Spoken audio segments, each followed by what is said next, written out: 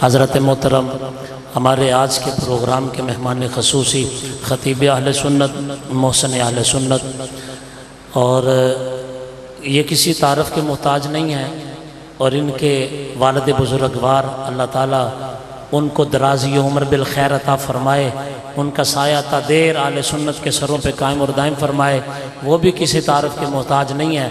हज़रत अल्लामा मौलाना मोहम्मद सिद्दीक़ हज़ारवी साहब, उनके लख्ते जिगर जनाब हज़रत अल्लामा मौलाना मोहम्मद बशारत सिद्दीक़ हज़ारवी साहब, मैं आपसे इल्तमास करूँगा आप आज के मौजू के हवाले से अपने मवाइज़ हसना से मुस्तफ़ीद फरमाएँगे। नहमदुहु व नुसल्ली व नुसल्लिमु अला रसूलिहिल करीम, अम्मा बादु फ़अऊज़ु बिल्लाहि मिनश शैतानिर रजीम, बिस्मिल्लाहिर रहमानिर रहीम। क़ाल अल्लाहु तबारक व तआला फ़िल कलामिल मजीद वल फ़ुरक़ानिल हमीद, क़ुल ला असअलुकुम अलैहि अजरन इल्लल मवद्दत फ़िल क़ुरबा। क़ाल नबी सल्लल्लाहु अलैहि वसल्लम, इन्न इब्नी हाज़ा सय्यदुन लअल्लल्लाह अन युस्लिह बिही बैन फ़िअतैन मिनल मुस्लिमीन। सदक़ल्लाहु मौलानल अज़ीम व सदक़ रसूलुहुन नबियुल करीम व नहनु अला ज़ालिका लमिनश शाहिदीन वश्शाकिरीन वल्हम्दुलिल्लाहि रब्बिल आलमीन। अस्सलातु वस्सलामु अलैका या रसूलल्लाह व अला आलिका व अस्हाबिका या हबीबल्लाह। अस्सलातु वस्सलामु अलैका या रसूलल्लाह व अला आलिका व अस्हाबिका या हबीबल्लाह। अस्सलातु वस्सलामु अलैका या रसूलल्लाह व अला आलिका व अस्हाबिका या हबीबल्लाह। पारहाए सुहुफ गुंचहाए कुदुस अहले बैत नबुव्वत पे लाखों सलाम। आबे ततहीर से जिसमें पौधे जमे उस रियाज़े नजाबत पे लाखों सलाम। खून खैरुर रसूल से है जिनका खमीर, उनकी बेलोस तीनत पे लाखों सलाम। वो हसन मुश्तबा सय्यदुल अस्खिया राकिबे दोष इज़्ज़त पे लाखों सलाम। और मादूम न था साया शाह सकलैन, इस नूर की जलवगाह थी ज़ाते हसनैन। तमसील ने साया के दो हिस्से किए, आधे से हसन बने हैं आधे से हुसैन। क्या बात रिज़ा उस चमनिस्तान करम की, ज़हरा है कली जिसमें हुसैन व हसन फूल। हम्दो सना के बाद इंतहाई वाजिबुल एहतराम काबिल सद एहतराम बुज़ुर्गों और दोस्तों, बिलखुसूस स्टेज पर तशरीफ़ फरमा हज़रात उलमाए ज़ी वक़ार, मेरी और आपकी खुशबख्ती कि माह मुहर्रमुल हराम में मुनक्किद होने वाली इस्लाह आमाल व अक़ायद के हवाला से इन महफ़िल में से एक महफ़िल में मैं और आप हाजिर हैं। मैं हदिया तबरीक पेश करता हूँ मस्जिद की इंतज़ामिया को, जिन्होंने ये बड़ा खूबसूरत प्रोग्राम मुनक्किद किया और बड़ा खूबसूरत मौजू उनके हिस्से में आया। आका करीम सल्लल्लाहु अलैहि वसल्लम ने जब जज़ीरा अरब को बातिल कुव्वतों से पाक कर दिया तो नबी अलैहिस्सलाम ने अपनी ज़िंदगी का पहला और आखिरी हज अदा फरमाया। उस हज से वापसी पर आका करीम सल्लल्लाहु अलैहि वसल्लम ने खुतबा दिया। उस खुतबे को खुतबे हज्जतुल वदा कहा जाता है। उस खुतबे में नबी अलैहिस्सलाम ने जो बातें इरशाद फरमाई, उनमें से एक एक जुमला इंसान की हिदायत के लिए मशाले राह है। उन्हीं में आका करीम सल्लल्लाहु अलैहि वसल्लम ने यह भी फरमाया, इन्नी तारिकुन फीकुम मुस्तक़लैन, मैं तुम में दो अज़मत वाली चीज़ें छोड़ कर जा रहा हूँ। हज़रत जाबिर बिन अब्दुल्लाह फरमाते हैं कि नबी अलैहिस्सलाम की जो गुफ्तगू का अंदाज था, उससे पता चल रहा था कि नबी अलैहिस्सलाम ये अलविदाई खुतबा दे रहे हैं और आका करीम सल्लल्लाहु अलैहि वसल्लम अनकरीब दुनिया से पर्दा फरमा जाएंगे। और नबी अलैहिस्सलाम ने ये लफ्ज़ भी इरशाद फरमाए, फरमाया कि अनकरीब कोई आने वाला आएगा और मुझे उसके जो आने का मकसद है उसको कबूल करना पड़ेगा। तो इन्नी तारिकुन फीकुम मुस्तक़लैन, मैं तुम में दो चीजें छोड़कर जा रहा हूं। अव्वलुहुमा अल कुरान वसानीहिमा इतरती, उनमें से पहली चीज कुरान है और दूसरी चीज मेरी इतरत और मेरी औलाद है। जब तक तुम इनको मजबूती से थाम कर रखोगे तुम कभी गुमराह नहीं होगे। मिशकात की शरह है मिरकात, साहिब मिरकात लिखते हैं कि जिसने नबी अलैहिस्सलाम की इस वसीयत पर अमल कर लिया, इसका लाजमी नतीजा है कि कल क़यामत के दिन न कुरान उसको तन्हा छोड़ेगा न रसूलुल्लाह का खानदान उसको तन्हा छोड़ेगा। मैदान हशर की सख्तियों के अंदर कुरान भी उसके काम आएगा, आका करीम की खानदान, आपकी आल, आपकी आहले बैत भी उसके काम आएंगे। और यहां तक के हौज़े कौसर पर जाकर कुरान और नबी अलैहिस्सलाम का खानदान ये उसकी सिफारिश करेंगे कि इसने आपकी वसीयत पर अमल किया। तो आका करीम फरमाएंगे कि इसको पहले रब्बे करीम इनाम अता फरमाएगा, फिर मैं भी इनाम अता करूंगा कि इसने न कुरान का दामन छोड़ा है न मेरी अहले बैत का दामन छोड़ा है। अब उस खानवादे नबूवत में से आज जिस हस्ती का जिक्र हम करने लगे हैं, नवासे रसूल, जिगर गोशे बतूल, दिल बंदे अलीजुल मुर्तजा, राकिबे दोशे मुस्तफा, सैयदुल अस्किया, हजरत इमाम हसन मुज्तबा रज़ियल्लाहु ताला अन्हु। और इमाम हसन का अगर एक जुमले में तारुफ करवाया जाए तो वो तारुफ ये है कि आका करीम की नस्ल और नसब जिससे इब्तिदा हुई है उस शहजादे को इमाम हसन कहा जाता है। तो बड़ा बदतीनत है जो इमाम हसन को छोड़ के बात इमाम हुसैन से शुरू करे। नस्ल मुस्तफा की इब्तिदा तो इमाम हसन है, आका करीम के बड़े नवासे इमाम हसन पाक है। तो इमाम हसन मुज्तबा रज़ियल्लाहु ताला अन्हु आका करीम सल्लल्लाहु अलैहि वसल्लम के वो शहजादे हैं कि कौसर की अमली तफसीर का जो पहला नमूना है वो इमाम हसन मुज्तबा। आका करीम सल्लल्लाहु अलैहि वसल्लम को अपने दोनों शहजादों से कितना प्यार है, कुछ हदीस में मुश्तरका फजाइल में अर्ज करूंगा और फिर इमाम हसन पाक की सीरत पर अर्ज करूंगा। नबी अलैहिस्सलाम ने फरमाया कि जिसने मुझे सर से लेकर सीने तक देखना हो वो हसन को देखे। सर से लेकर सीने तक जिसने मुझे देखना हो वो इमाम हसन को देखे। और इमाम हसन मुज्तबा रज़ियल्लाहु ताला अन्हु, उनके बारे में उनकी शहादत पर हजरत अबू हुरैरा रज़ियल्लाहु ताला अन्हु रोते हुए लोगों से पूछते थे, बताओ ना अब आका को याद करोगे तो किसको देखा करोगे? इमाम हसन तो पर्दा फरमा गए, इमाम हसन तो दुनिया से रुखसत हो गए, अब किसको देखा करोगे? तो इमाम हसन मुज्तबा और हकीमुल उम्मत मुफ्ती अहमद यार खान नईमी रहमतुल्लाह अलैह ने जो लिखा वो तो कमाल लिखा। आप फरमाते हैं ये जो दोनों शहजादे हुजूर की शबी है ना, ये बाद में है। आका करीम की कामिल शबी कोई और है और उस कामिल शबी से शबाहत आगे दो हिस्सों में तकसीम हुई है। अच्छा वो कामिल शबी कौन है? फरमाया आओ सैयदा आयशा पाक से पूछते हैं आका करीम की कामिल शबी कौन है? तो फरमाया वो फरमाती है अगर चाल में, ढाल में, गुफ्तार में, किरदार में, मुस्कुराहट के अंदर आका करीम की कामिल शबी अगर कोई देखनी हो तो वो सैयदा फातिमा ज़हरा।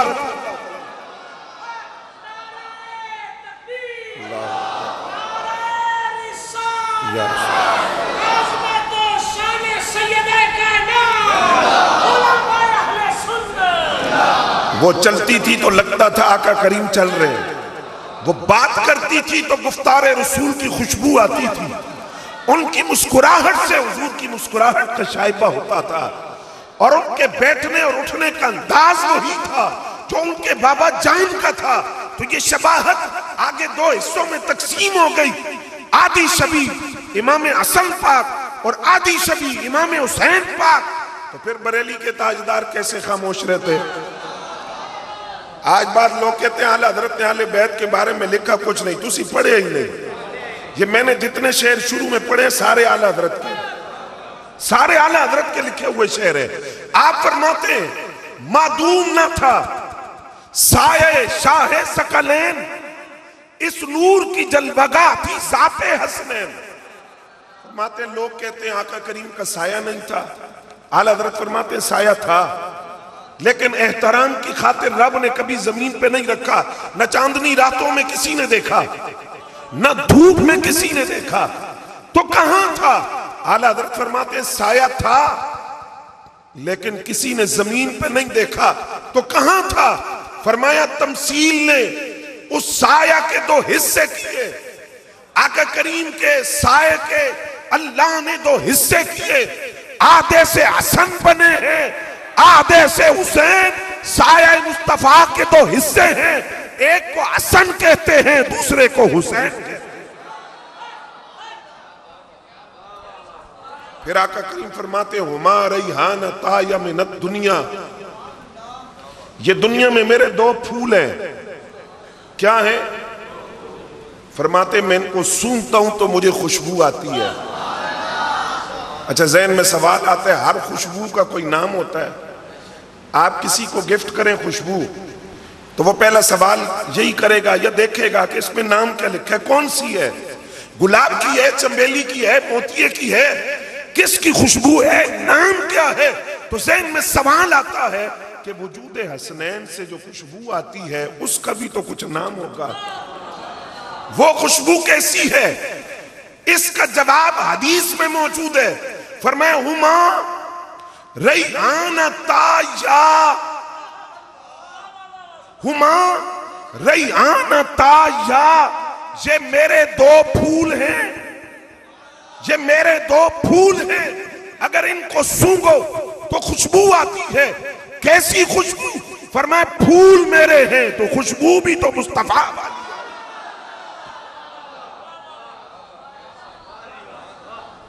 ये खुशबू मुस्तफा को सूंघना हो तो फरमाया वजूद हसनैन को सामने रखो। और फिर आका करीम सल्लल्लाहु अलैहि वसल्लम का इरशाद गिरामी, हजरत अबू हुरैरा फरमाते मैंने एक अजीब मंजर देखा।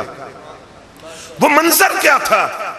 कि इमाम हसन खेल रहे, नबी अलैहिस्सलाम उनके पीछे गए और इमाम हसन को पकड़ा, सरकार ने पकड़कर सीने से लगाया और फिर आका करीम ने इमाम हसन के कदम अपने कदमों पे रखे। जिसके कदम रसूलुल्लाह के कदम पे हो वो कभी राह से हट सकता नहीं। उसने जो किया ठीक किया। अब तुम पीटते रहो तो तुम्हारी मर्जी है, उसने जो किया ठीक किया। आका करीम ने उनके कदम अपने कदमों पे रखे। फरमाया हसन ऊपर आ। इमाम हसन पाक घुटनों तक, फरमाया ऊपर आ रानों तक, फरमाया और ऊपर आ बतने रसूल पर, और ऊपर आ, फरमाया यहां तक कि इमाम हसन का चेहरा चेहरे मुस्तफा के सामने था। फरमाया अब अपना मुंह खोल। इमाम हसन ने मुंह खोला, जुबान मुस्तफा दाहने हसन में है और इमाम हसन पाक कितनी देर तक जुबान रसूल को चूसते रहे। अब खुदा ही जानता है कितनी बरकतें मिली होंगी, खुदा ही जानते हैं कितने कमालात मिले उस लुआबे मुस्तफा के जरिए। कैसा फैजान वजूद हसन में मुंतकिल हुआ ये अल्लाह जानता है। और यही इमाम हसन मुज्तबा रज़ियल्लाहु तआला अन्हु है। हुज़ैफा बिन अल यमान फरमाते हैं कि मेरी माँ ने कहा, वालिदा ने, जाओ ना आज सरकार से कहो जरा हमारी मगफिरत के लिए दुआ फरमा दे। हजरत हुज़ैफा बिन अल यमान फरमाते हैं मैं मस्जिद में आया, नमाज पढ़ी मगरिब की, आका करीम सल्लल्लाहु अलैहि वसल्लम से बात करने का मौका न मिला, इशा हो गई। आका करीम मस्जिद से बाहर निकले, मैं भी बाहर निकला। सरकार ने अचानक मेरी तरफ देखा, फरमाया हुज़ैफा तेरी मां भी बख्शी गई है और तू भी बख्शा गया है। फरमाया यही कहने आया था ना, आका यही कहने आया था। फरमाया पता है ताखीर क्यों हो गई? क्यों? फरमाया एक फरिश्ता वो आया जो आज से पहले कभी मेरी बारगाह में नहीं आया। पहली मर्तबा आया, उसने मुझे सलाम अर्ज किया। सलाम अर्ज करने के बाद वो मुझे खबर देकर गया है, और वो खबर ये है कि आपकी बेटी जन्नती औरतों की सरदार हैं, और आपके बेटे हसन और हुसैन जन्नती जवानों के सरदार हैं। और वो जो जन्नती जवानों के सरदार हैं, उनको सरदारी की सनद मिल गई, सरदारी की जमानत मिल गई। लेकिन ये इमाम हसन है, नारे तकबीर।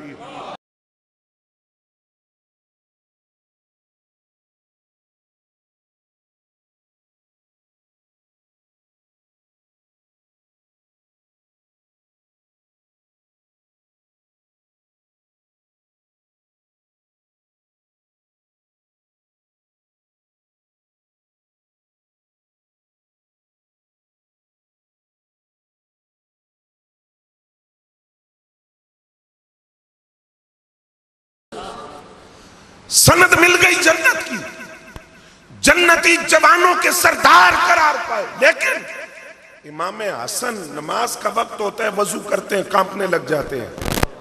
किसी ने पूछा ये आप क्या करते हैं? फरमाया अल्लाह की बारगाह में हाजिर होने का तकाजा है कि उसका खौफ तुम्हारे जिस्म के हर उज़्व से नजर आना चाहिए। ये इमाम हसन पाक है, कुरान पढ़ते हैं, कुरान की आयत आती है या अय्युहल्लज़ीना आमनू, तो कहते लब्बैक, या अल्लाह मैं हाजिर हूं, तेरा हुक्म, मैं ईमान वालों में शामिल हूं। और ये इमाम हसन है, बादुकात इतनी मदद करते कि खुद फाके का शिकार हो जाते हैं। किसी ने कहा अल्लाह ने आपको इसका मुकल्लफ नहीं किया, आप इतना क्यों देते हैं लोगों को कि खुद फाके का शिकार हो जाते हैं? आपने फरमाया पता है क्या मसला है? जुमला सुनो इमाम हसन दा। आला हजरत ने वैसे तो सैयदुल अस्किया नहीं कहा आपको, सखियों का सरदार इमाम हसन मुज्तबा कहते हैं। किसी ने कहा आप खुद फाके का शिकार हो जाते हैं, इतना क्यों देते हैं लोगों को? फरमाया मैं उसका फकीर हूं, वो देने से नहीं रोक रहा, वो मुझे अता कर रहा है, मैं उसका फकीर हूं। तो जो फकीर मेरे दरवाजे पे आए मैं कैसे रोक सकता हूं? अब दाता साहब ने जो बात लिखी है कमाल लिखा। आप फरमाते इमाम हसन पाक घर आ रहे हैं, एक बंदा आपके पीछे लग गया, उसने इमाम हसन को गाली दी। क्या किया? गाली दी इमाम हसन पाक को। बहुत बड़ा दिल था इमाम हसन का, गाली दी। आप दरवाजे तक पहुंच गए, फरमाया और कुछ कहना तो कह ले, मैंने अंदर जाना है घर में, तू अपनी भड़ास निकाल ले, बाद में परेशान ना हो, कह ले जो कहने। उसको गुस्सा चढ़ गया, उसने कहा मैं गालियां दे रहा हूं, आपकी तबीयत पे फर्क ही कोई नहीं पड़ रहा। फरमाया अली दा पुत्र हां, अली का बेटा हूं, तहम्मुल बुर्दबारी मिजाज के अंदर ठहराओ, बर्दाश्त है। आप घर तशरीफ ले गए, खादिम से कहा चांदी का थाल लेकर जाओ। क्या लेकर जाओ? चांदी का थाल लेकर जाओ, वो जिसने मुझे गालियां बकी हैं। और आपने एक जुमला और भी उसको कहा था, फरमाया तू भूखा थे नहीं, पेट में भूख हो तो फिर भी जुबान से बहुत कुछ निकलता है, पेट को भूख लगी हो तो बहुत कुछ जुबान से निकलता है। उसने कहा नहीं, फरमाया प्यासा है तो पानी पिलाऊं? कहा नहीं, आपने चांदी का थाल भेजा और साथ मादरत भी की कि इतना ही है, और होता तो और देता। उसने जाते हुए कहा मैं गवाही देता हूं आप रसूलुल्लाह के बेटे हैं, वो तो कहकर चला गया। दाता साहब की कश्फुल माजूब की रिवायत पढ़कर मैं सोचने लगा अगर इमाम हसन गालियां देने वालों को इतना नवाजते हैं तो मोहब्बत करने वालों को कितना नवाजते हैं।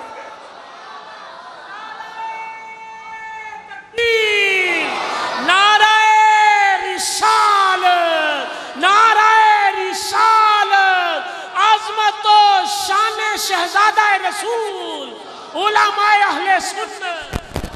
तवज्जो हज़रात, और यही इमाम हसन है। दरवाजे पर सवाली आता है, आप किसी जरूरी काम में मसरूफ हैं, कुछ देर उसको इंतजार करना पड़ा।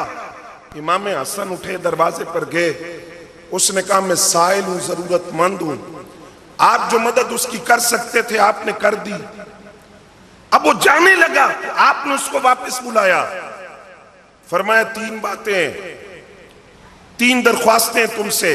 पहली कि मेरी माजरत कबूल करो कि तुम्हें इंतजार करना पड़ा। कोई कहता है ये बात, कोई करता है ये बात, खैरात देकर तो अगले 2 गालियां भी देते हैं साथ। ये इमाम हसन है, फरमाया पहली माजरत तुम्हें इंतजार करना पड़ा। दूसरा कि तुम्हें आकर बताना पड़ा, मुझे खुद क्यों नहीं पता चला कि तू जरूरतमंद है। तीसरी बात, जब तू यहां से जाएगा तू भूल जा कि तू मेरे दरवाजे पे आया, मैं भूल गया कि मैंने तुझे कुछ दिया है। ये इमाम हसन पाक है जिनको सैयदुल अस्किया कहा जाता है। क्यों? इसलिए ये इमाम हसन है। अबू हारून फरमाते हैं कि हम इमाम हसन से मिलने के लिए आए, मुलाकात हुई इमाम हसन पाक से।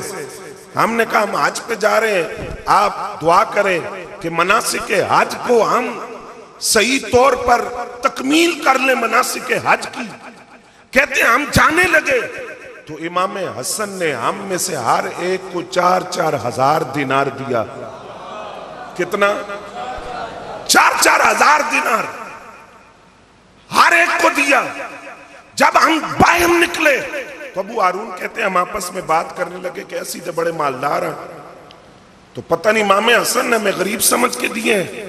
कहते हैं आओ वापस चले, इमाम हसन को बताएं हम गरीब नहीं है, हमें 4-4 हजार की दिनार की जरूरत नहीं है, हम तो सिर्फ ये कहने आए थे कि आप हज के मनासिक की तकमील के लिए दुआ कर दे। तो हजरत अबू हारून फरमाते हम वापस गए, इमाम हसन का जुमला सुनना। कहते हम वापस गए, इमाम हसन पाक से कहा हम गरीब नहीं है। फरमाया मैनू भी पता है तुसी गरीब नहीं हो, पता है मैंने तुम्हें 4-4 हजार दिनार क्यों दिए। फरमाया जब तुम मैदान अरफात में जाओगे तो रब हाजियों पर फख्र फरमाता है और फरिश्तों से फरमाता है ये जो हाजी मैदान अरफात में आए हैं इनकी भी बख्शिश कर दो, जिसने इनके साथ नेकी की है उसकी भी।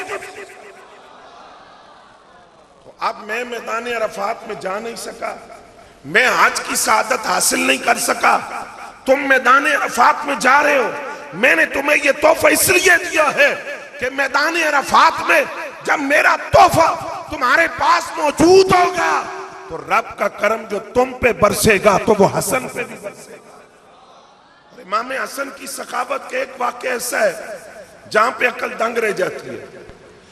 फरमाते मैंने एक हबशी गुलाम को देखा, वो हबशी गुलाम क्या कर रहा है, वो एक लुकमा अपने मुंह में डालता है, एक लुकमा सामने कुत्ता बैठा हुआ है उसके मुंह में डालता है। अब इमाम हसन पाक फरमाते हैं मुझे तजस्सुस हुआ ये कर क्या रहा है। इमाम हसन फरमाते हैं मैं वहीं बैठ गया, मैं उस हबशी को देखता रहा, वो एक लुकमा अपने मुंह में डालता है, कुत्ते के मुंह में डालता है। मैंने उसको कहा ये क्या कर रहे हो, उसने कहा खाना खा रहा हूं। तो साथ कुत्ते को भी खिला रहे हो? उसने कहा मुझे हया आ रही है, सामने बैठ के देख रहा है, खुद खाऊं इसको न खिलाऊं, मुझे हया या लुकमा एक मैं मुंह में डालता हूं, किसके मुंह में डालता हूं। इमाम हसन कहते मैंने उसको पूछा तू है कौन, उसने कहा मैं गुलाम हूं, मैं फुलां के बाग में काम करता हूं, मैं गुलाम हूं। इमाम हसन फरमाते मैं उसके मालिक के पास पहुंचा, मैंने उसको जाकर कहा वो जो तेरा गुलाम है तू उसको आजाद कर दे, कितनी रकम लेगा। उसने रकम ले ली, गुलाम आजाद कर दिया। फरमाया ये बाग इसकी कितनी रकम है, रकम दे दी, बाग खरीद लिया। इमाम हसन के पास वो हबशी आया, आपने फरमाया सुन मैंने तुझे आजाद करवा दिया। ये देते पहले बोलो ना सुभान अल्लाह, मैंने तुझे आजाद करवा दिया।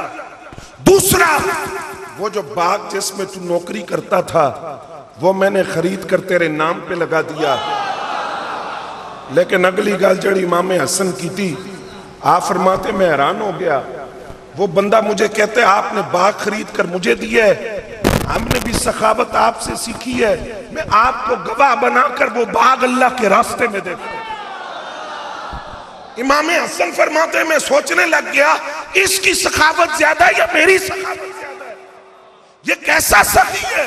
उसने कहा ए रसूलुल्लाह की औलाद, हमने भी सखावत आपसे सीखी है, सखियों का करम आपसे सीखा है कि जो कुछ आ जाए वो रब के रास्ते में दे दिया करो। ये इमाम हसन पाक है। फरमाते मैं आका करीम की खिदमत में हाजिर था, उम्र थी मेरी 2 साल। कितनी? सारे बोलो ना यार, 2 साल। 7 साल इमाम हसन को आका करीम सल्लल्लाहु अलैहि वसल्लम की ज़ाहरी हयात के नसीब हुए। 7 साल। कहते हैं 2 साल उम्र थी, खजूरों की टोकरी आ गई और सदके की खजूरें थी, सामने रखी गई। तो फरमाते मेरा बचपन था, मैंने खजूर उठाई मुंह में डाल ली। खजूरें किसकी थी? सदके की। खजूर उठाई मुंह में डाल ली। नबी अलैहिस्सलाम ने उंगली मेरे मुंह में डाली। फरमाया बक बक या हसन, हसन खजूर बाहर निकाल। यहां तक कि आका करीम ने उंगली से खजूर खींचकर मेरे मुंह से बाहर निकाल ली। और फिर मुझसे फरमाया हसन याद रखना, रसूलुल्लाह के खानदान पर, खानदान बनु हाशिम पर सदका हराम है, हदिया जायज है। सदका हराम है, तोहफा जायज है। ये सदके की खजूरें ये हमारे लिए जायज नहीं है। अब बंदा सोच सकता है 2 साल का बच्चा और फिकी मसला बयान किया जा रहा है और हदीस बयान की जा रही है, लेकिन सरकार जानते थे हसन है। और इमाम हसन का जुमला सुनिए, फरमाया लोग हैरान होंगे 2 साल की उम्र में फिकी मसला और हदीस। फरमाते खुदा की कसम है, जो पहली हदीस रसूलुल्लाह की मैंने याद की है वो यही है कि हमारे खानदान के लिए सदका हराम है। तो सवाल ये है, अगर 2 साल के इमाम हसन की फरासत का आलम ये है, तो जब वो जवानी की दहलीज पर पहुंचे होंगे तो तब उनकी फरासत का आलम क्या होगा। अगर 2 साल के इमाम हसन का शऊर ये है और उनकी फरासत ये है, और यही इमाम हसन रज़ी अल्लाह तआला अन्हु, आपकी फरासत और जहानत और कुरान फहमी देखिए, कुरान फहमी का अंदाज देखिए। हजरत अमीर मुआविया आपसे मिलने के लिए आए, बोलो ना जरा सुभान अल्लाह। आपसे मिलने के लिए आए और हजरत अमीर मुआविया रज़ी अल्लाह तआला अन्हु का गुलाम भी साथ था। जब दोनों हाजिर हुए तो हजरत अमीर मुआविया रज़ी अल्लाह तआला अन्हु मिलकर तशरीफ ले गए। गुलाम ठहर गया, इमाम हसन से कहने लगा अल्लाह ने बहुत कुछ दिया है, औलाद नहीं है, आप मुझे कोई वजीफा बताएं ना। इमाम हसन ने फरमाया अस्तगफिरुल्लाह अस्तगफिरुल्लाह का कसरत के साथ विर्द किया कर। अब वो गुलाम कहता है थोड़ा अरसा गुजरा, अल्लाह ने औलाद दे दी, साहिब औलाद हो गया। हजरत अमीर मुआविया रज़ी अल्लाह तआला अन्हु ने पूछा कि कोई वजीफा? हाँ जी मैंने वजीफा पढ़ा। किसने बताया? कहा इमाम हसन ने बताया। क्या वजीफा? उन्होंने कहा था इस्तिगफार की कसरत किया कर, रब तुझे औलाद देगा। हजरत अमीर मुआविया ने अपने गुलाम से कहा जरा पूछ के आ इमाम हसन उन्हें कितने पढ़े है। उन्होंने ये वजीफा कहां से लिया, कहां पढ़ा उन्होंने वजीफा? गुलाम आया इमाम हसन के पास, उनसे पूछा। हजरत अमीर मुआविया फरमाते हैं आपने ये वजीफा कहां पढ़ा है? आपने फरमाया मैंने कुरान में पढ़ा है, मैंने कुरान में पढ़ा है। कहां? फरमाया क्या हजरत हूद अलैहिस्सलाम की कौम को रब ने नहीं फरमाया कि तुम इस्तिगफार करो, रब तुम पर बारिश भी बरसाएगा और तुम्हें फसलें भी देगा? क्या हजरत नूह अलैहिस्सलाम की कौम से नहीं कहा कि तुम अल्लाह की बारगाह के अंदर तौबा करो, रब करम के दरवाजे खोलेगा?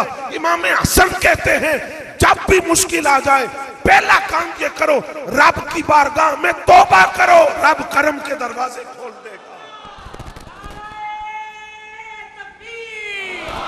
नाराए रिसालत। सैयदा पाक दोनों शहजादों को लेकर आई, गल सुनोगे? दोनों भाइयों का कारनामा और उस कारनामे की वजह। दोनों शहजादों को लाई।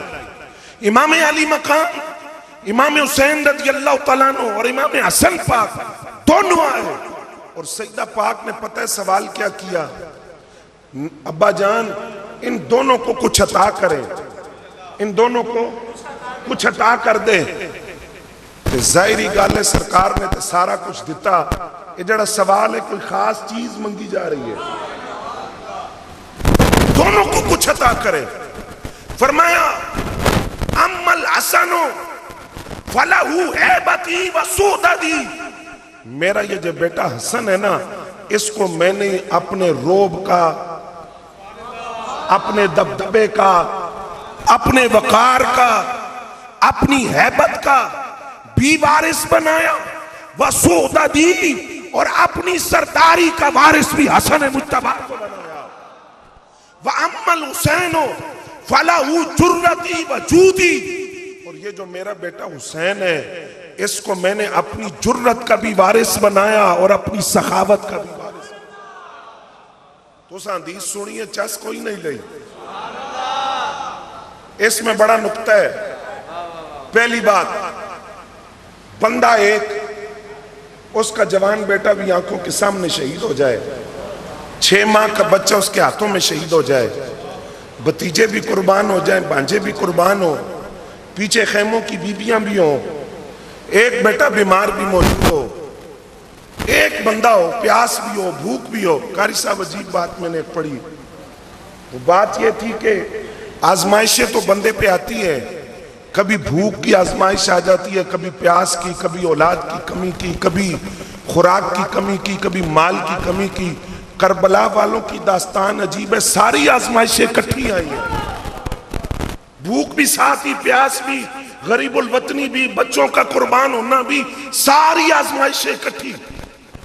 आप जरा तसव्वुर तो कीजिए, इंसान है ना, इंसान, बछड़े कुर्बान हो जाए, भूख हो, प्यास हो, गरीबुल वतनी हो, कोई कितना ही मजबूत क्यों ना हो, वो एक लम्हे के लिए हिल जाता है।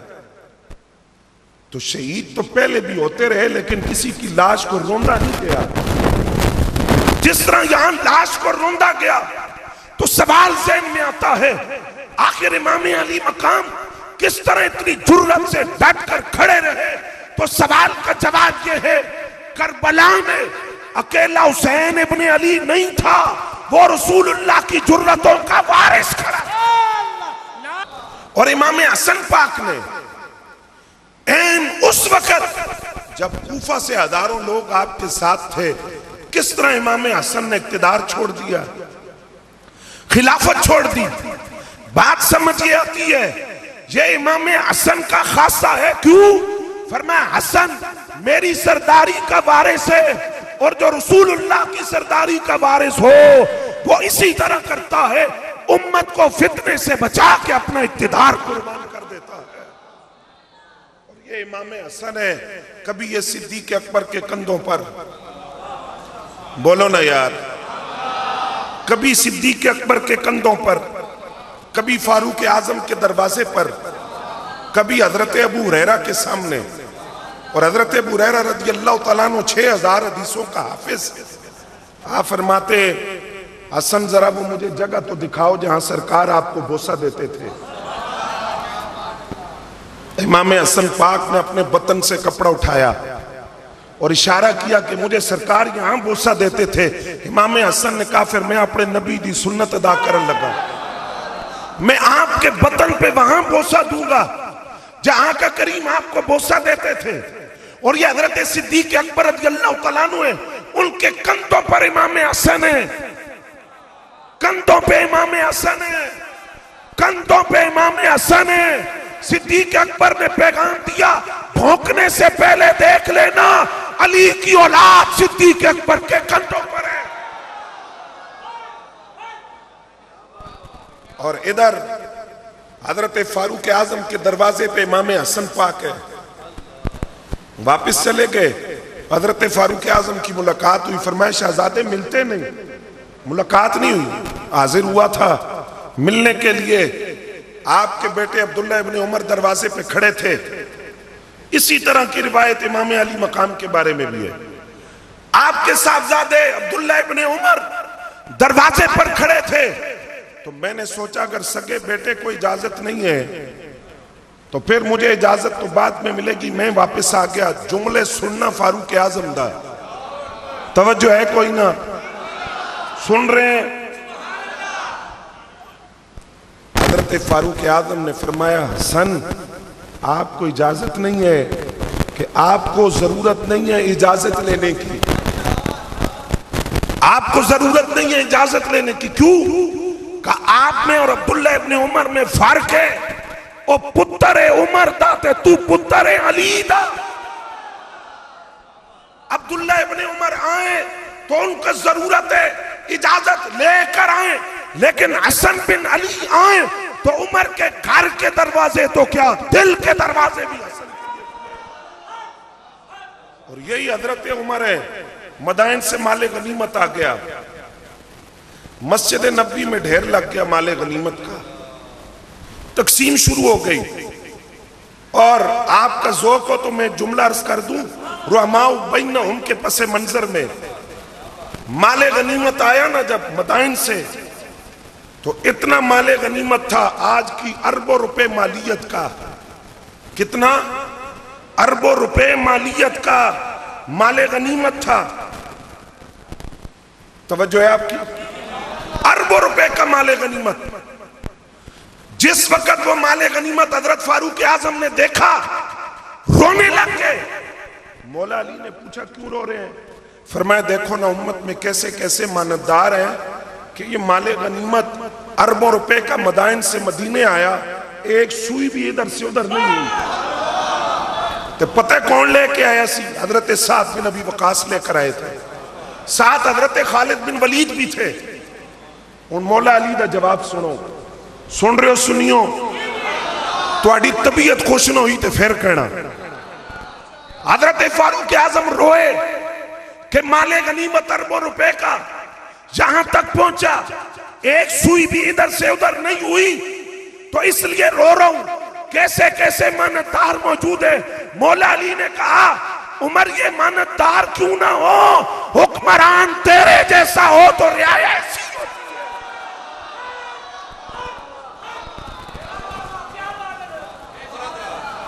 हुकूमत तेरी हो तो रियाया तो ऐसी ही होगी। हाकिम तू हो। अब सामान तकसीम हो रहा है माले गनीमत, और उस माले गनीमत से हजरत अब्दुल्ला इब्ने उमर को मिले 500 दिनार। कितने? 500 दिनार। और हजरत हसनैन करीमैन को 1,000। तो हजरत अब्दुल्ला इब्ने उमर ने इस फर्क की वजह पूछी और अर्ज की अब्बा जान मैं उम्र में बड़ा हूं, मेरी तलवार भी ज्यादा चली है, मैं लड़ाइयों में भी ज्यादा गया, ये भी मदीना तैयबा की गलियों में खेलते थे, और मैं तो तब भी लड़ता था, तब भी जिहाद में जाता था, मुझे कम मिले इनको ज्यादा मिले, इसकी वजह। तो हजरत फारूक आजम ने कहा तुझे पता है इनकी मां कौन है? बोलो ना यार। तुझे पता है इनके बाबा कौन है? तुझे पता है इनके नाना कौन है? तुझे पता है इनकी नानी कौन है? तुझे पता है इनकी खालाएं कौन है? तुझे पता है इनके मामू कौन है? तुझे पता है इनकी फूफी कौन है? तुझे पता है इनके चचा कौन है? आओ ये जो तारुफ हजरत फारूक आजम अर्ज कर रहे हैं ये जुबान रसूल से सुनते हैं। नमाज असर पढ़ाई सरकार ने, आका करीम सल्लल्लाहु अलैहि वसल्लम ने सलाम फेरते इमाम हसन को एक कंधे पे उठाया, इमाम हुसैन पाक को दूसरे कंधे पे उठाया, और दोनों शहजादों को दोनों कंधों पे उठाकर सहाबा से पूछा, फरमाया दसो कौन है? बताओ ये कौन है? अब इमाम हसन पाक हो या इमाम हुसैन पाक हो, सारे सहाबा जानते हैं ये कौन है, लेकिन सरकार ने फरमाया दसो कौन है? तो सहाबा ने अर्ज किया हुजूर आज आपकी जुबान से सुनेंगे, आप तारुफ करवाएं इनका। फरमाया तुम्हें पता है इनके नाना कौन है? थोड़ी आवाज नहीं आई। तुम्हें पता है इनके नाना कौन है? तुम्हें पता है इनकी नानी कौन है? तुम्हें पता है इनकी अम्मा कौन है? तुम्हें पता है इनके बाबा कौन है? इनकी खालाएं कौन है? इनके मामू कौन है? इनके चचा कौन है? और इनकी फूफी कौन है? इनके नाना रूह कायनात, इनके नाना जाने कायनात, इनके नाना मरकज़े कायनात, हयाते कायनात, वजह तख्लीक़े कायनात, बाइसे तख्लीक़े कायनात, मबदा कायनात, मनशा कायनात, और इनकी नानी मुस्लिमा अव्वल मोहसिना इस्लाम मलिकातुल अरब खदीजातुल कुबरा, इनकी अम्मा सैयदा तैयबा ताहिरा जाहिदा आबिदा साजिदा कानिता शाफिया मुकद्दसा मुअत्तरा मुताहरा फातिमातुज़ ज़हरा, इनके बाबा फातिह खैबर दामाद पैगंबर हैदर कर्रार ताजदार अल अता शहंशाह विलायत मौला अलीजुल मुर्तज़ा।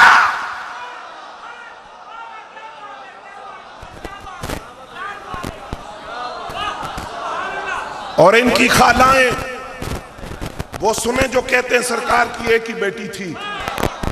इनकी खालाएं सैयदा ज़ैनब पाक, रसूलुल्लाह की बड़ी शहजादी सैयदा ज़ैनब पाक, सैयदा रुकैया पाक, सैयदा उम्मे कुलसूम पाक, इनके मामू हजरत कासिम, इनके चचा जाफर बिन अबी तालिब, इनकी फुफी उम्मे आनी बिनते अबी तालिब।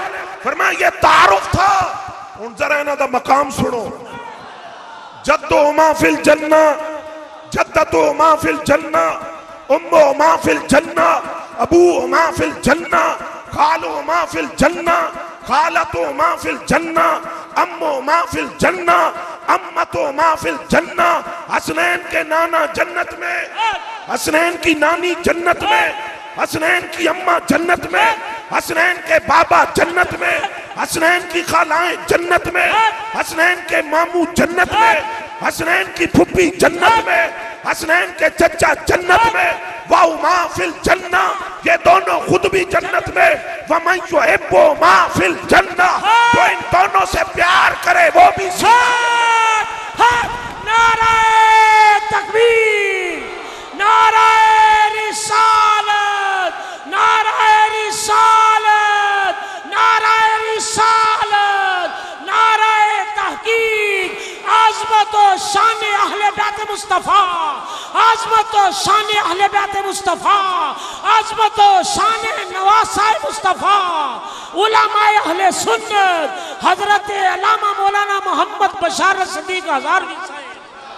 तवज्जो है हज़रात, तवज्जो है आपकी। अच्छा, ये जब हजरत फारूक आजम ने डबल वजीफा दिया ना हसनैन करीमैन को, तो फिर अच्छी बात थी तो बेटों ने जाके बाप को बताई, मौला अली को, कि हमें वजीफा मिला डबल, और अपने बेटे को दिया 500, हमें दिया 1000। तो मौला अली ने कहा क्यों ना हो, उमर आहले जन्नत का चिराग है, उमरो सिराजो अहले जन्ना। अब हजरत फारूक आजम को बात पहुंची, आप वापस आए, फरमाया अली से पूछो उनको ये बात किसने कही है कि मैं अहले जन्नत का चिराग हूं। मौला अली ने कहा मैं अपने नबी को लो सुनी है, मुझे सरकार ने फरमाया है उमर जन्नतियों का चिराग है। तो हजरत फारूक आजम ने कहा लिख के दें दे हो, लिख के दें दे हो। मैं हाँ लिख देता हूं। फरमाया आप लिख के दें। फरमाया मैं अली गवाही देता हूं, मैंने अपने आका से सुना, आका करीम फरमाते हैं मुझे जिब्रील ने बताया, जिब्रील ने कहा रब फरमाता है उमरो सिराज अहलिल जन्ना, उमर जन्नतियों का चिराग है। तो हजरत फारूक आजम ने फरमाया ये ले लो, ये मेरे कफन में रख देना, वसीयत की। फरमाया मेरे कफन में रख देना, रब अली की इस जमानत और गवाही के सदके मेरी बख्श। ये इमाम हसन पाक है, क्या शान खुदा ने दी है इमाम हसन को, क्या मकाम दिया है। आका करीम सल्लल्लाहु अलैहि वसल्लम के विसाल के बाद खिलाफत का सिलसिला शुरू हुआ। गल समझोगे, खिलाफत का सिलसिला शुरू हुआ। आका करीम सल्लल्लाहु अलैहि वसल्लम ने फरमाया खिलाफत कितना अर्सा होगी, 30 साल। 6 माह हजरत इमाम हसन के मिलाकर 30 साल पूरे हो जाते हैं। मौला अली मुर्तदा की शहादत के बाद इमाम हसन खलीफा बने। 6 माह गुजरे, आप कूफा में थे। हजरत अमीर मुआविया रजी अल्लाह तआला अन्हु ने भी खिलाफत का मुतालबा किया, इक़्तिदार का। तो इमाम हसन ने बगैर किसी लड़ाई के वो इक़्तिदार, वो हुकूमत हजरत अमीर मुआविया के सुपुर्द कर दी। किन के सुपुर्द कर दी? सिर्फ 3 शर्तें थी, इसके अलावा कोई शर्त बयान करे तो झूठा, झूठ बोल रहा है वो। 3 शर्तें थी सिर्फ। पहली कि हजरत अमीर मुआविया अपने बाद खिलाफत दोबारा इमाम हसन को देंगे। दूसरी कि हजरत इमाम हसन के जिम्मा जो कुछ है उसकी अदायगी हजरत अमीर मुआविया करेंगे। तीसरी, फुलां फुलां इलाकों के अंदर हजरत अली के दौर में जो कुछ हुआ उस पर अब कोई सवाल नहीं किया जाएगा। ये सिर्फ 3 शर्तें थी। अब बाकी 2 जो हैं वो तो पूरी हुई। पहली के बारे में बाद लोगों को बड़े मरोड़े पेट के अंदर। वो कहते हैं जी इमाम हसन को दोबारा खिलाफत क्यों न दी? अन्य तारीख पढ़ी है, इमाम हसन तो पहले ही दुनिया से तशरीफ ले गए। हजरत अमीर मुआविया उस वक्त भी हाकिम थे, तो इमाम हसन तो दुनिया से तशरीफ ले गए, तो खिलाफत वापस इमाम हसन को कैसे मिलती कि वो दुनिया से पर्दा फरमा चुके थे। अब इमाम हसन पाक ने जो हजरत अमीर मुआविया के हवाले इक़्तिदार कर दिया, तो उसके अंदर जो इमाम हसन का हौसला, क्यों उम्मत को खून रेजी से बचा लिया, उम्मत को फितने से बचाया। वरना क्या होता? लड़ाई होती, खून रेजी होती। हजारों लोग थे इमाम हसन के साथ, हजारों हजरत अमीर मुआविया रज़ी अल्लाह तआला अन्हु के साथ थे। आपने उम्मत को खून रेजी से बचाया। आज मिर्जा और उसके चेलों जैसों को बड़ी तकलीफ है। मैंने सिर्फ उसका एक क्लिप सुना और उस क्लिप से ही पता चला कि कितना बड़ा सहाबा का गुस्ताख है ये। कहता है कि हदीस अम्मार, जिसमें हजरत अम्मार बिन यासिर की शहादत की खबर आका करीम ने दी, फरमाया कि अम्मार को बागियों का गिरोह कत्ल करेगा और वो जहन्नमी है। अब मिर्जा पूरा जोर लगा रहा है कि साबित करो कि वो बागियों का गिरोह हजरत अमीर मुआविया थे। पूरा जोर लगा रहा है। और वो कहते हैं कि अगर हजरत अमीर मुआविया कब्र से निकल कर आ जाएं, हजरत मुगीरा बिन शोबा आ जाएं, हजरत अमर बिन आस आ जाएं और वो मुझसे कहें कि हदीस अम्मार बयान न करो तो मैं फिर भी करूंगा। और वो कहते हैं अगर सहाबा को मुखातिब कर रहे हैं, कहते हैं शुक्र करो मैं उस दौर में नहीं था। लानती उस दौर के लिए तो सहाबा के बाद ताबीन दुआएं मांगते थे कि काश हुजूर का दौर नसीब होता। ये कहते शुक्र है मैं उस दौर में नहीं था। क्यों? अगर मैं होता तो मैं अली के साथ मिलकर सहाबा के खिलाफ तलवार उठाता। फिर कहता है तलवार तो नहीं उठा सके, जुबान तो खोलेंगे हम, क्योंकि हमने कलमा सहाबा का नहीं पढ़ा, कलमा नबी का पढ़ा है, तो जुबान तो मैं खोलूंगा। लिहाजा बागियों का गिरोह, वो कहता है कि हजरत अमीर मुआविया थे। मैं आपसे एक सवाल करने लगा, ये जंगे जमल पहले हो गई? बोलो ना। जंगे सिफीन पहले हो गई ना? मसला क्या था? मौला अली से पूछा, उधर वाले और इधर वाले जो शहीद हुए हैं, तो चूंकि आपस में जंग हुई तो दोनों शुहदा का क्या हुक्म है? फरमाया वो भी जन्नती और ये भी जन्नती। क्यों? फरमाया लड़ाई कुफर पे थोड़ी थी, एक राय का इख्तिलाफ था और उस राय में भी एक सवाब हजरत अमीर मुआविया को मिला इज्तिहाद का, और डबल सवाब मौला अली को मिला, क्योंकि मौला अली हक पर थे। और सुनियो, अकीदा सुनना, गल शुरू हो गई। अकीदा सुनना, आला हजरत फरमाते हैं किसी राफजी की बात में नहीं आना, नासबी के चक्कर में ना। आला हजरत कहते हैं जब हजरत मुआविया और मौला अली का इकट्ठा जिक्र होगा तो हजरत मुआविया के नाम के साथ अमीर का लफ्ज नहीं बोलेंगे। क्या करेंगे?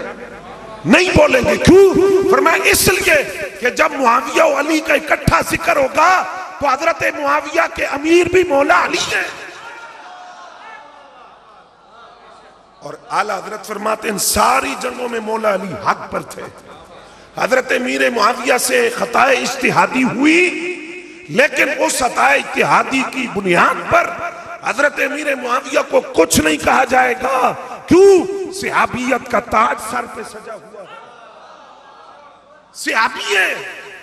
और फिर आला हजरत की सुने, कमाल है यार। आला हजरत कहते हैं जब फजाइल की बात होगी, मौला अली और हजरत मीर मुआविया का तकाबुल होगा, तो फरमाते हैं अली सातों आसमानों से ऊपर,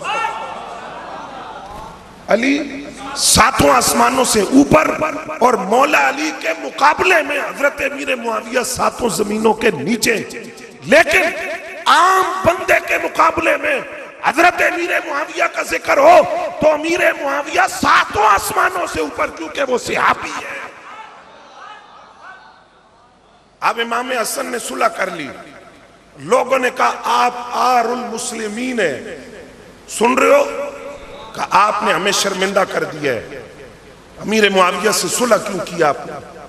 आज भी बड़े मरोड़ है, वो तो वो रहे अपने अंदर भी बड़े हैं। वो आज तक वो कहते हैं हम इस हसन को जानते ही नहीं। जिस हसन ने हजरत अमीर मुआविया से सुलह की हम उसको नहीं जानते। उस वक्त भी लोगों ने कहा आप आरुल मुस्लिमीन है, मादल्ला, आपने हमें शर्मिंदा कर दिया। आपने फरमाया आरुन खैरुन मिनन नार, आर बनना आग बनने से बेहतर है। मैं इतने मुसलमान मरवा देता, इससे बेहतर नहीं था मीर मुआविया से सुलह कर लेता। और दूसरा जवाब, इमाम हसन ने कहा मैंने कोई नया काम तो नहीं किया, मैंने तो वही किया जो नाना जान ने कहा था। क्या? फरमाए इन नबनी हाजा सैयदुन, मेरा ये बेटा सरदार है, अन करीब इसके जरिए अल्लाह दो गिरोहों में सुलह करवाएगा। तो जो खबर रसूलुल्लाह ने दी थी उसको मैंने पूरा कर दिया। इसलिए आज मैं आखिरी बात आपसे कहता हूं, टाइम बस मुकम्मल हो गया। गला मेरा खराब था, कारी साहब ने फोन किया, इनको पता है मैं उस वक्त भी तकरीर कर रहा था, दोपहर को भी। तवज्जो है आपकी। इमाम हसन के बारे में जुबान खोलने से पहले सोच लेना, आपको नहीं कह रहा, इमाम अली मकाम के बारे में जुबान खोलने से पहले सोच लेना। बेटे किसके हैं? बोलो ना यार, किसके? अब आखिर पे माहौल ना बना तो मैं लाहौर तक परेशान जाऊंगा। बोलो ना, मौला अली के। लिहाजा बल्कि मौला अली के बजाय हैदर कर्रार का लफ्ज बोलूं, हैदर कर्रार के बेटे, जुबान खोलने से पहले सोच लेना, हैदर कर्रार का बेटा है तो जो किया ठीक किया।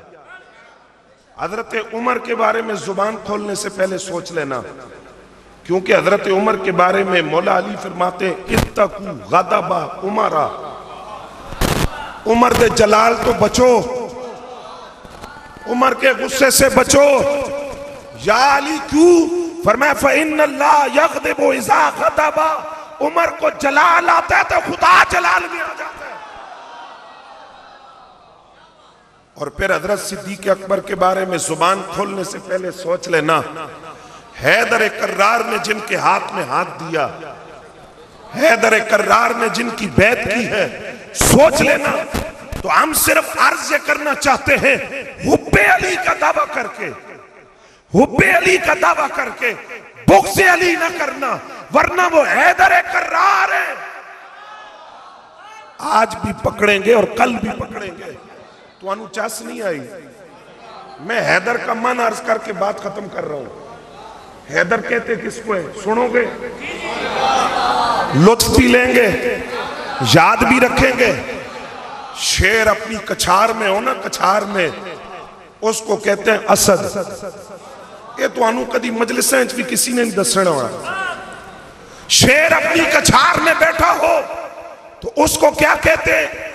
मिल के बोलो ना, असद। शेर अपनी कछार से बाहर निकले उसको कहते हैं जिरगाम। शेर चहल कदमी शुरू करे उसे कहते हैं ज़ैगम। शेर दुश्मन पे नजर डाले, इस शेर को कहते हैं गजलफर। शेर अपने दुश्मन को दबोचे, इसे कहते हैं हमजा। और शेर अपने शिकार को यूं दबोचे कि सांस ना आए दुश्मन को, इसे कहते हैं अब्बास। और शेर जब अपने दुश्मन के दो टुकड़े कर दे, इसे हैदर कर्रार कहा जाता है।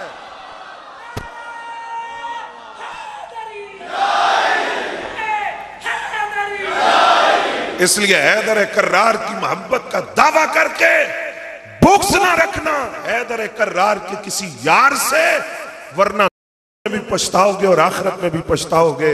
हमा अलैना